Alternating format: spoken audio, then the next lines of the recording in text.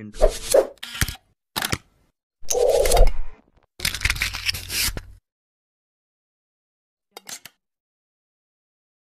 Thank you all for coming today, and thank you to those joining me on live stream. Mom and Dad, hello. I know it's late in Korea, so thank you for staying up for this.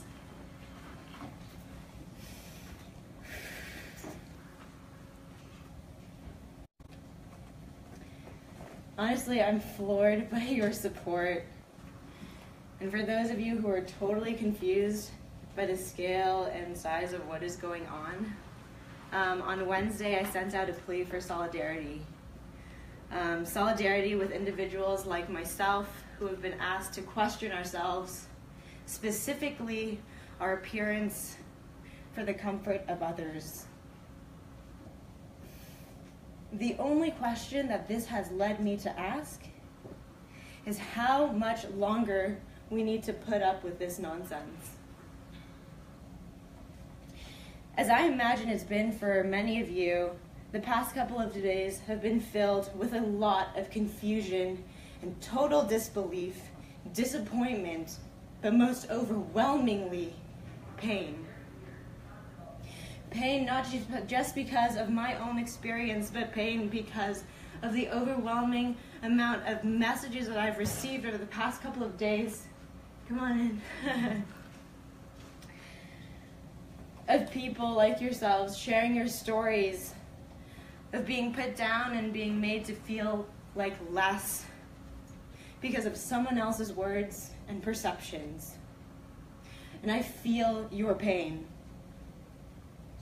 For years,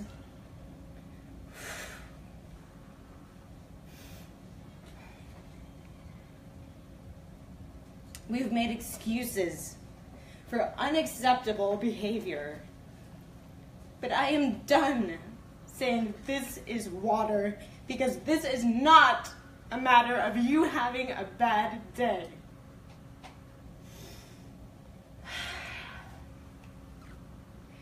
Now I ask us to come together today, not so that we can succumb to the level of resentment, of vengeance, and of hatred.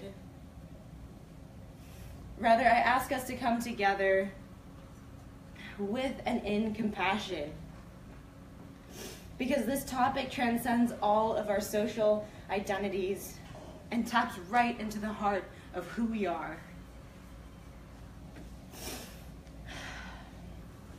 Because I am more than Asian. I am more than a woman. I am more than Letitia Chai. I am a human being. And I ask you to take this leap of faith, to take this next step, or rather this next strip, in our movement, and to join me in revealing to each other and to seeing each other for who we truly are, members of the human race. Strip, everybody. Jeb Bush, please clap.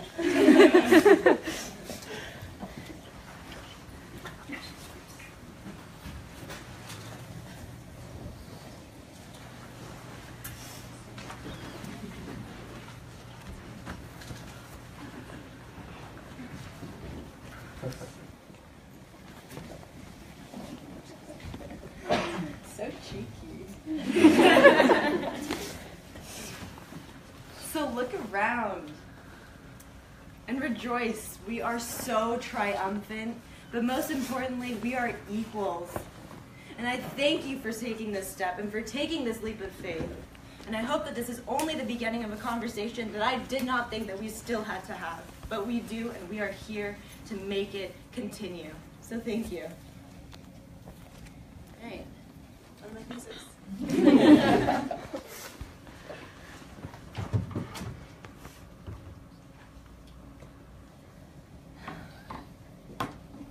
I don't know if Professor Goldstein has mentioned this, but this ties in very strongly to the topic of my thesis. And I asked, maybe you guys just all want to come in because I feel like there's a lot more room on this side.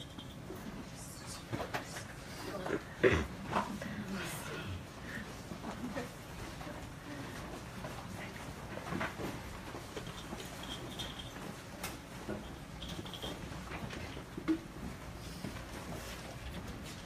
for the past 4 years and ever since high school, I've been very interested in refugee rehabilitation, and I'm very excited to present to you today my senior thesis for the College Scholar program. It's titled Reimagining the Host Country and Refugee Relationship Using Tibetans in India as my case study. Now you're probably wondering, and I think that it's very important to explain first off why I'm interested in this topic in the first place. So I'm an international student. My family lives in Korea, and I grew up moving around in Asia. This experience exposed me to some of the benefits and the challenges of cultural adaptation. For instance, I think that I've gained the ability to empathize with people from diverse backgrounds. But at the same time, I realized that there's a lot of uncertainty in having to change and having to move, and I know that that's quite scary.